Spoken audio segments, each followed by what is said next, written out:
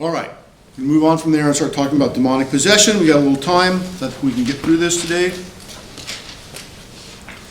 And I brought you up to speed because now you know a little bit about psychosis. Psychotic people sometimes, like my case, seem like they're demonically possessed, and people with DID sometimes seem like they have a lot of the characteristics of somebody who might be demonically possessed. So we want to keep those two psychiatric disorders in the background when we're talking about demonic possession. So many of you may know about demonic possession from Christianity. Many of you are Christians or grew up in a Christian household. You certainly have grown up in a Christian country. And you know about demonic possession from Christianity. Let's see if it shows up.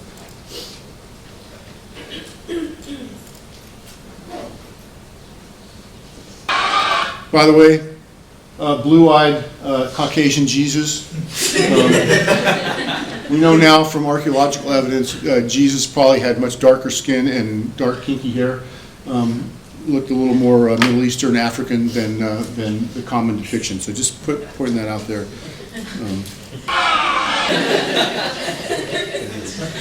This is what you know about Jesus. So again, this is very typical. We see Christianity. There's two. I believe you guys are Christians. Can correct me. There's two sections in the Bible I believe explicitly where Jesus is casting out demons. One is in the temple, and the other one is where he goes over to an island, and there's some demons there, and he puts them into a herd of pigs, and they jump off a cliff or something. Something like that. Is that right? Got that right? Dr. Baker would know about this. You can ask him about this. But again, lots of depictions of this.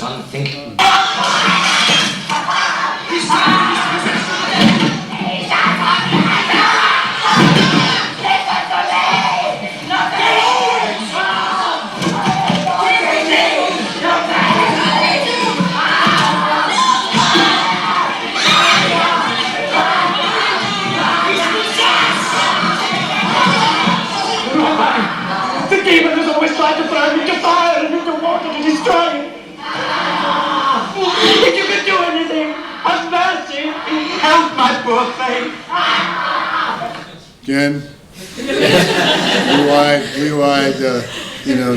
George Harrison-looking Jesus there. So.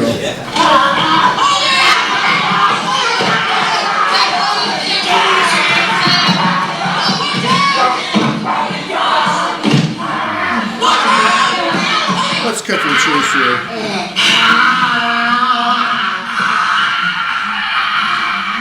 Leave him.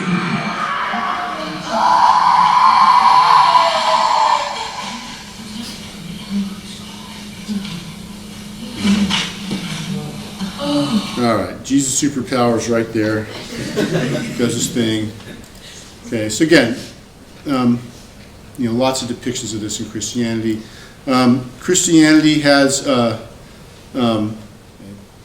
lots of depictions of Christianity. Interestingly enough, Christianity has very different views of demonic possession in Eastern religions, right? And again, I will give myself a shameless plug for Psych 344, Psychology and Asian Thought.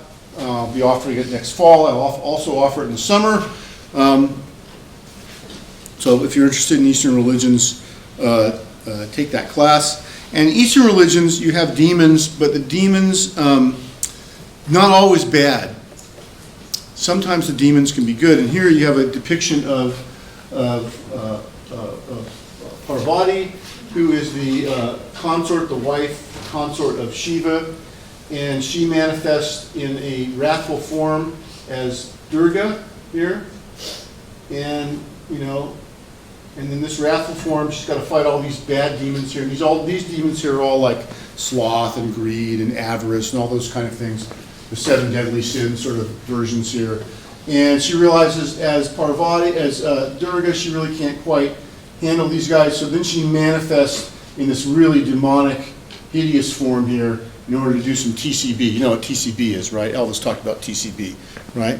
Elvis Presley talked about TCB, right? Taking care of business, right? So she goes all TCB here, taking care of business, and then, gets rid of all these demons here.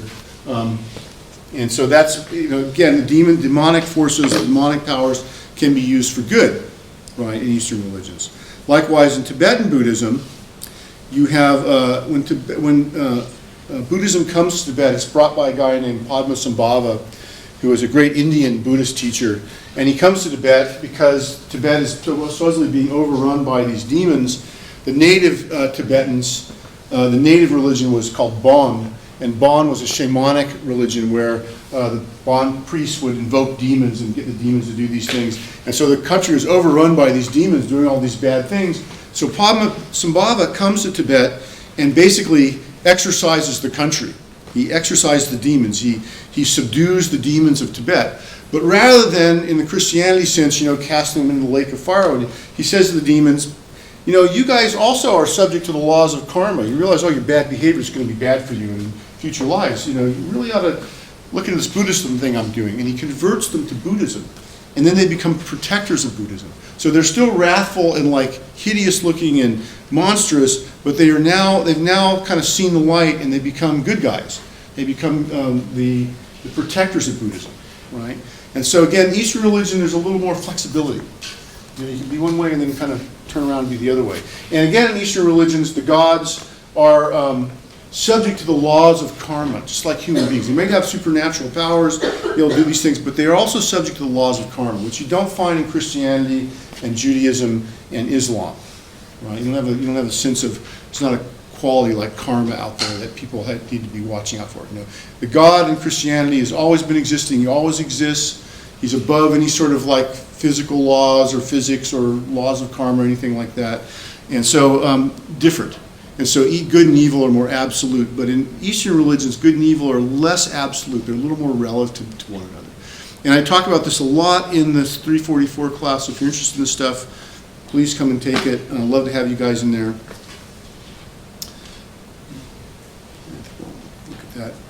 Demonic possession is a cross-cultural ritual. We find it in all sorts of cultures everywhere in the world.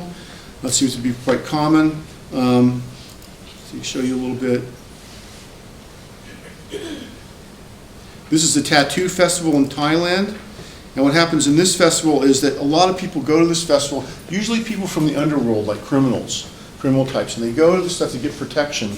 And they see the monks, the Buddhist monks tattoo protective symbols on them that have animals. And then they go out and they become possessed by the spirit of the animal. And then that supposedly will confer protection on them. Here are these guys, and they're possessed by animals, and different animals, tigers, snakes, whatever it is, because they have very dangerous criminal professions, so they feel the need for the protection. Interestingly enough, I had a student who took this class many years ago, and I went to the mailbox one day and I got and I had a postcard from Thailand, and she was in Thailand, and so she went to this festival and got the tattoos and did the whole thing. And she sent me the postcard. It's very cool. She said it was an incredible experience. Here are the monks doing they do the tattoos old school. We're going to talk about tattoos in the class later on. This is old school tattooing here.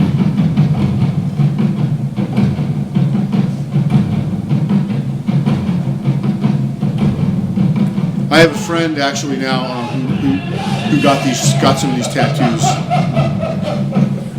He didn't get the possession though, he just got the tattoo.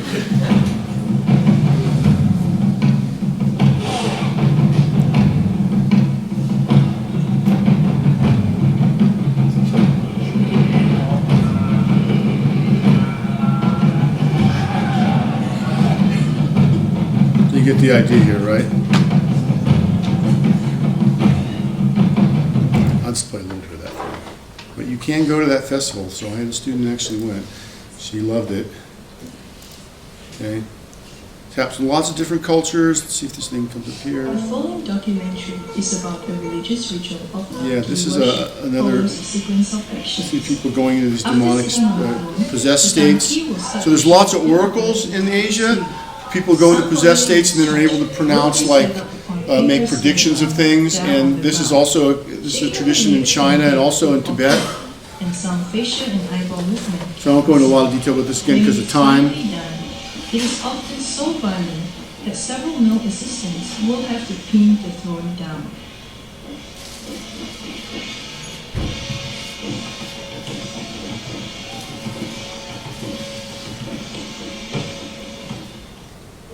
And again, you get the idea here. This is a ritual.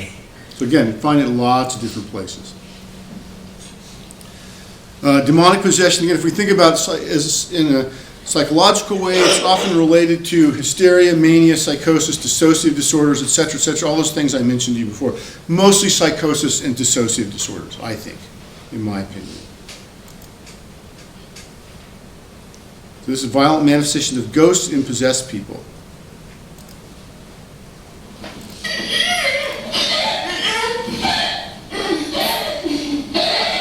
So she believes the ghost is possessing her and choking her.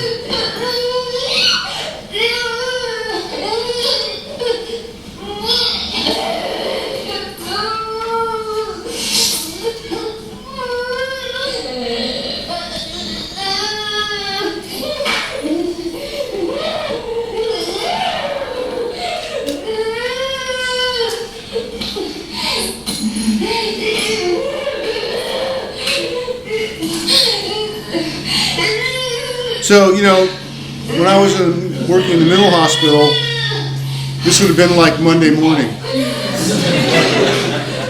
But again, you know, the context makes a big difference, right? If you're in the context of a mental hospital, this just seems like somebody's having a psychotic episode. They're acting out the behavior going on there.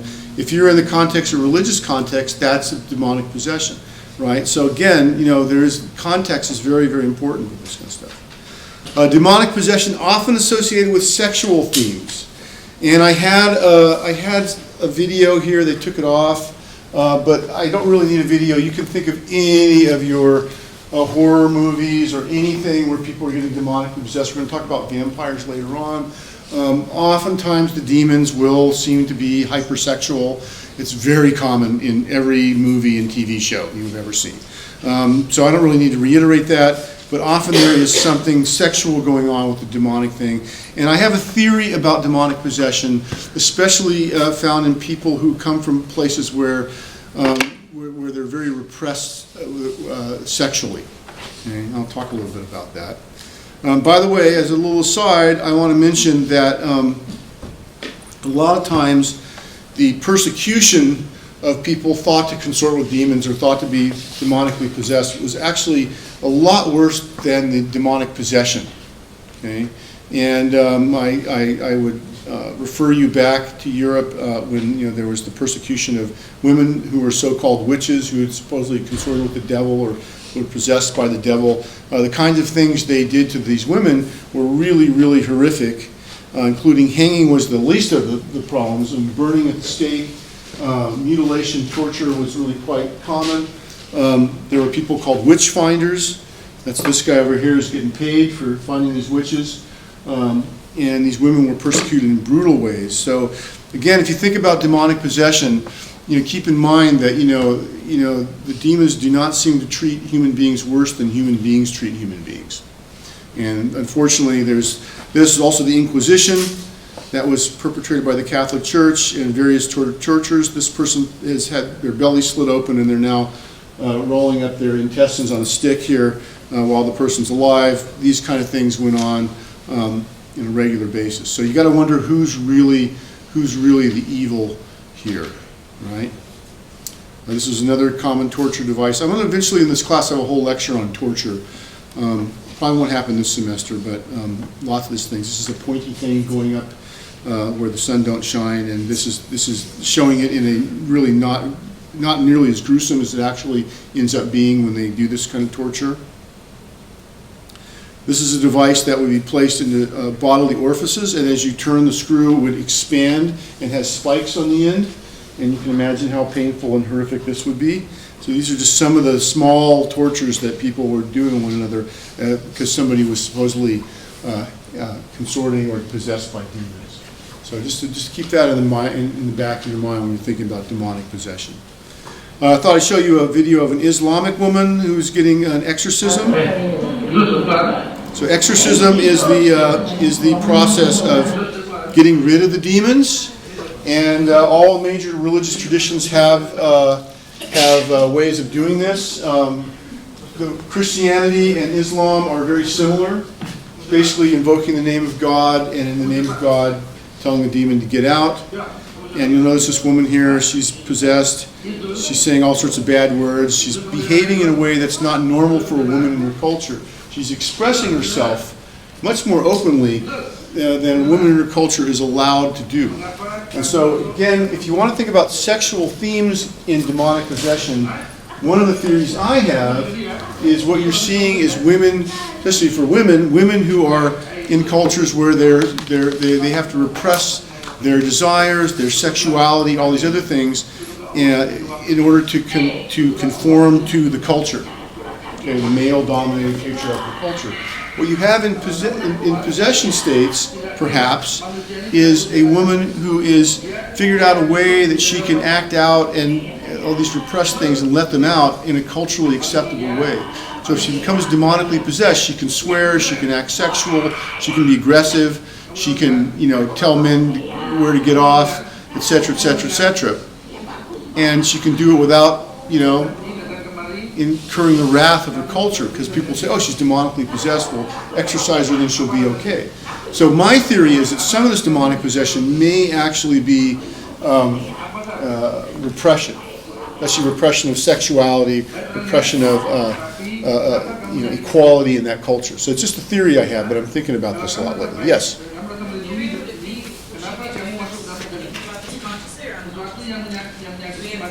I'm going to guess it's probably unconscious. She's not thinking, I'm going to scam everybody and I'll get to swear and do whatever because I'm possessed. I think it's unconscious.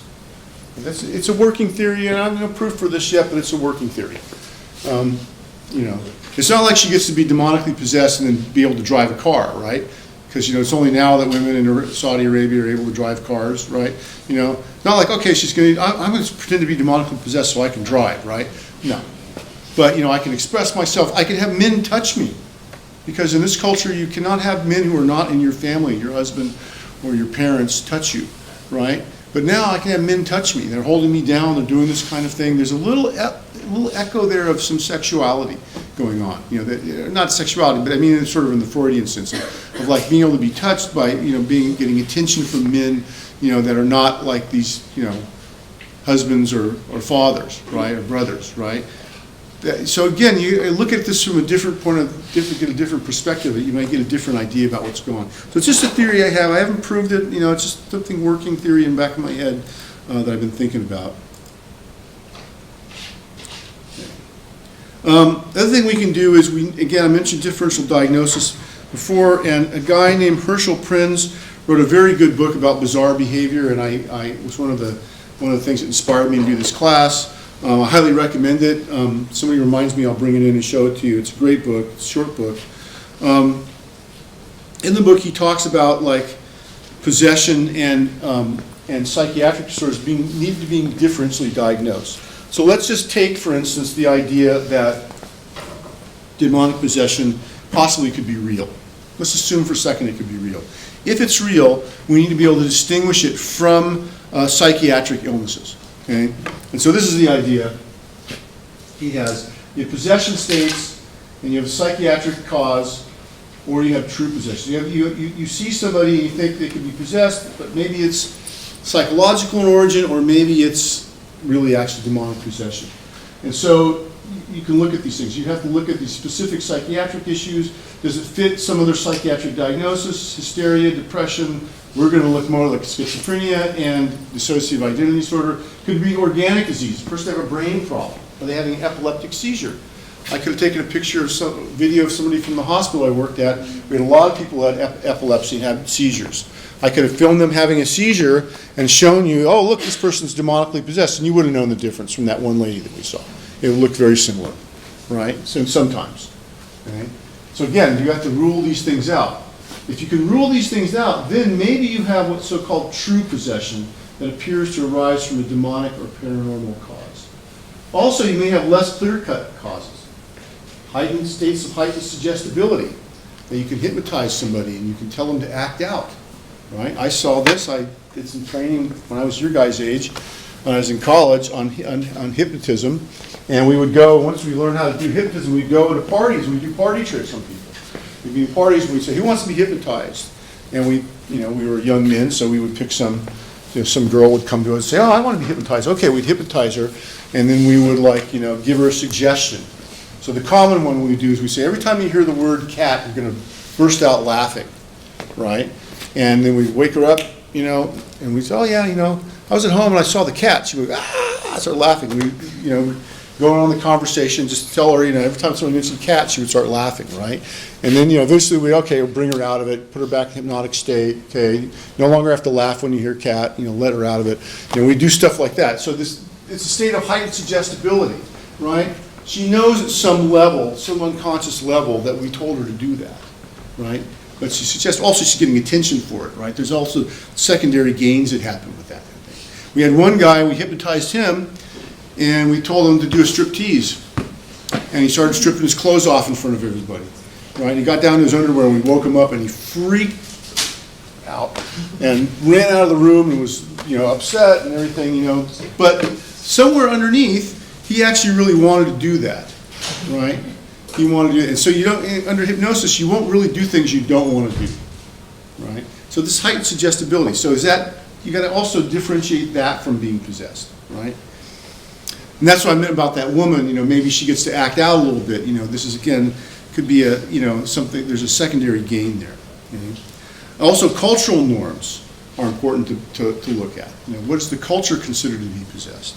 And then, of course, the using various drugs. This was written back in the 60s or 70s. Drugs are hallucinogens. Hallucinogenic drugs typically don't cause you to be possessed, but I did have a great teacher of mine when I was at UC Santa Cruz as an undergrad, who said, don't go wandering back in the woods high on acid, because there was an Indian massacre back there, and the spirits are still back there, and if they see you wandering around high, they're going to see like a vacant sign over your head. You're just asking for trouble, right? So could being under drugs, could that mimic a possessed state, or could it invite a possessed state? That's a question you can ask yourself, okay? So again, if you believe this is actually something that's real. And I'm not advocating whether true demonic possession is real or not. I will say I'm very agnostic. I do not know. I don't know, okay? All I know is the one case that I had where the person could have been seen as possessed. When we shot him up full of Haldol and Zoloft, he got better. So maybe the demon liked the drugs, I don't know, or maybe there really wasn't a demon. I don't know, okay? Symptoms of demonic possession. Personality change. Person goes from being mild and meek to suddenly being aggressive and, pushy and mean. Physical phenomena, extreme strength, convulsions, lack of sensitivity to pain. Okay. Also can see that sometimes in mental illness. We certainly see that in cases of keep people on drugs. I went to a drug workshop with the San Francisco police one time, and they showed us pictures of a guy who had taken a bunch of PCP, and then he got in a motorcycle and went on the freeway traveling 100 miles an hour, and they chased him, and he was trying to get away, and because he was high on PCP, he thought he could stop the motorcycle like the Flintstones, like putting your feet on the ground, and he turned his feet into hamburger. He didn't feel a thing. Got off the motorcycle and started fighting the cops. Again, that's PCP, right? That's not demonic possession, right? Mental changes. These ones are a little bit harder to explain. Ability to understand different languages, including ancient sort of languages that nobody speaks anymore. Latin, Greek, ancient Aramaic. People become possessed and start speaking these languages. That's a little weird. Speaking in tongues, that happens with religious people. That's just making noises. Vocal changes, especially deepening of the voice, speaking with more aggression and vulgar language. Fear and antagonism toward religion or the divine, anything sort of spiritual with the main antagonism toward it. And look what I put up here. Isn't he a great demonic-looking character? Dr. Bolton? Yeah. Have there been documented cases of people just randomly speaking Aramaic? Yeah, become possessed and they speak Aramaic. Yeah. I think it's Aramaic. I know other languages. Stuff like that. Yeah, I know there's other languages. I believe there's documented cases. Okay. False possession. Okay, there's psychological causes. Person's already been diagnosed with, borderline personality disorder or something else. You've got to suspect. Medical causes. Okay? They had dementia or they had a stroke or something. Influence of living persons. Okay, folie à deux, right? They're around somebody who's crazy, and so they start acting crazy. Or and by occult participation. You know, you go hang out with your friends, you got the Ouija board, start going around, your friend says, oh, I'm getting possessed now. I think I'm getting possessed too, right? Because we're really suggestible, really gullible as human beings. Central theme of this class, how incredibly gullible we are. I can brainwash you or fool you into thinking you're possessed. This happens probably all the time. You can make whole religions out of it. Nobody here's a Scientologist, right? I don't want to get in trouble with the Scientologists, have them come after me. But you could say any religion, really. You know, it's partly you're fooling people into certain belief systems, right? So again, you know, you're in a religion. This is the way your religion explains its behavior is it possessed, or you think that if you do certain things, you'll get possessed. You know, they always say, oh, the Ouija board is the tool of the devil. If you play the Ouija board, you're going to get possessed. People believe that. They play with the Ouija board. Then they start manifesting these symptoms, right? Are they really possessed, or are they just brainwashed into thinking they're possessed? Okay? By the way, The Exorcist, the scariest movie from my childhood. It scared the living crap out of me. Brainwashing. We're going to talk more about brainwashing. I'm going to talk to you about traumatic entrapment syndrome at length. But just say it, suffice it to say that brainwashing is relatively easy to brainwash human beings. Okay? Modify their beliefs, attitudes, behaviors by conditioning through various forms of pressure or torture. Fairly easy to do. And I'll give you some examples, some really extreme examples of this when we talk about a traumatic entrapment later on. True possession. So again, if you really believe this, true possession, due to occult experiences. So you play the Ouija board and demons actually do get attracted to it and come down and possess you. Okay? So again, take the Ouija board with a grain of salt. If your religion or your culture doesn't believe Ouija boards attract demons, though, probably not going to make a difference. Okay? By invitation. Go down to the crossroads like the old blues guitarist and make a deal with the devil. Right? I'm going to have have the greatest career, but I'm selling the devil my soul so I can be this great famous musician. Okay? You all saw that movie with Ralph Macchio, Crossroads, pretty good movie. Back in the day, the witches would supposedly have sex with the devil to make this deal, and they would describe this in a lot of detail, which I won't go into. By unknown influence, serving as a medium, or just unlucky. You were in the wrong place at the wrong time. You walked. You know, you and your friends had some drinks and decided to walk out to the scary dairy out there in the middle of the night and like make a lot of noise. Demons got like upset. Spirits came down there. Go down there and possess these kids, right? You're unlucky, right? That's true possession, right? Supposed true possession. I'll put some quotation marks around that. Okay. Exorcism. I talked to you already about exorcism. Usually involves some kind of ritual. Some people say the simpler the better. Basically, you say do no harm, get the hell out, and you got to come out and then get the hell out. Right? That's basically the thing. And it can have props, religious items, crosses, holy water, laying of hands, etc., etc., etc.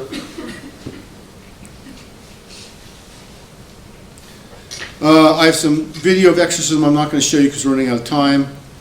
Okay, DID criterion, dissociative identity disorder criterion, has been expanded to include some possession phenomenon. So we're now starting, again, psychologists starting to think now possession may be related to DID a little bit more. Okay, so they're starting to look into that, include that in the DSM.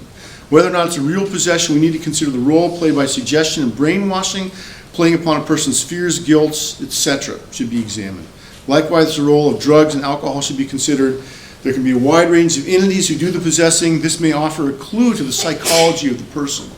Who's possessed you? Why are you possessed? What's happening? What's the demon doing? The demon gets possessed. The demon just wants to go out and have sex, and you're a person from a really repressed culture. Maybe there's some reason for that, that possession going on, right? Medical causes have to be considered. Rabies, very interestingly enough, people get rabies, start foaming at the mouth. They start acting very aggressive. I'm going to talk about rabies later. Rabies is very important. We'll talk about rabies a little bit when I talk about lycanthropy later on in the semester. Freud talked about a little bit about witchcraft, occult, and possession. He wrote a paper, 17th century demonological neurosis. Freud's thought was that cases of possession and witchcraft provided evidence for the correctness of his theory of neurosis. In other words, that people are repressing stuff, and the repressed stuff comes back. Right? And this is what possession is. Possession is the extreme way of expressing our deeply repressed wishes and desires. And I think there's my personal feeling, because I tend toward Freudianism, I tend to think there's some truth in that. Okay? Possession also can be seen as a primitive defense mechanism, splitting or a form of dissociation, whereby the good parts of the personality are split off from the bad parts, and therefore the good parts can be preserved, right? And I may talk a little more about that later in this class or not, we'll see. Perhaps more importantly for Freud, the demon represents a father figure whom the possessed person has a conflict with, and of course, if you're Freudian, that's an Oedipal complex. Okay? Jungian perspective. Jung didn't disagree with any of Freud's analysis of possession. However, he adds another dimension, the understanding of the concept of the shadow, the archetype of the shadow. And the shadow is not only the repressed stuff that, that's unacceptable to your conscious mind, but it's also the stuff that comes from the collective unconscious, from the vast human, that's been unacceptable to the vast humans over since we've had human beings. Right? And so the shadow thing can also come in, and the idea is the shadow gets kept down in the unconscious, but the shadow in certain cases can come up and take over the person. The person can have a shadow possession. They can be possessed by that archetype and then behave from that point of view. That's sort of more of the Jungian point of view. It's really not that much different than the Freudian point of view. Okay. Demons are what Jung called an autonomous complex, and according to Jung, due to trauma, parts of the psyche split off and manifest as some other independent being with a will of its own, okay? And we have to have a relationship to these autonomous complexes. Okay? It's like with DID, sort of integrating the alters together. Okay? And I'm going to talk about vampires later on, so some of this stuff is really similar to the vampire things. Okay? And we have to think about the shadow projection and this sort of demonic position. Also realize that as individuals, we can be possessed by, perhaps by demons, not just as individuals, but perhaps as whole societies, right? And again, I use the example here of Nazi Germany, where you can both demonize a whole people, or the Nazis demonize the Jewish people, or you themselves, the Nazis themselves, maybe are possessed by a certain idea. We can not only be possessed by demons. Being possessed by demons is, in a relative sense, fairly safe, right? You're possessed by a demon, you do weird things. Okay, being possessed by an idea is really, really dangerous. And this is what happens in Nazi Germany. People are possessed by an idea, the idea that Jews are evil and must be eliminated. That possession, being possessed by an idea, in my opinion, far more dangerous than being possessed by, some sort of demonic, being. Right? Ideas are much more powerful and dangerous than demonic beings, in my opinion. Okay? And we see this in large group processes. And we see this in cases of genocide, where there's mass genocide. People are possessed by an idea. Stalin was possessed by the idea that the peasants were bad and had to be gotten rid of. And so he starved, 20 million of them to death, right? That idea really killed a lot of people, right? And so again, this is something to watch out for, being possessed. People who are possessed by an idea, they have a faith in something or belief in something, and nothing will change that. To me, that's like demonic possession. Okay? I consider that a worse form of demonic possession. Okay? And again, you can see that in Nazi Germany. Take the Nazi Germany class, we'll be offering in the summer, shameless plug. And you see that happening to whole groups of people, and it's still going on today, by the way. Okay? All right, I think that's about all I have.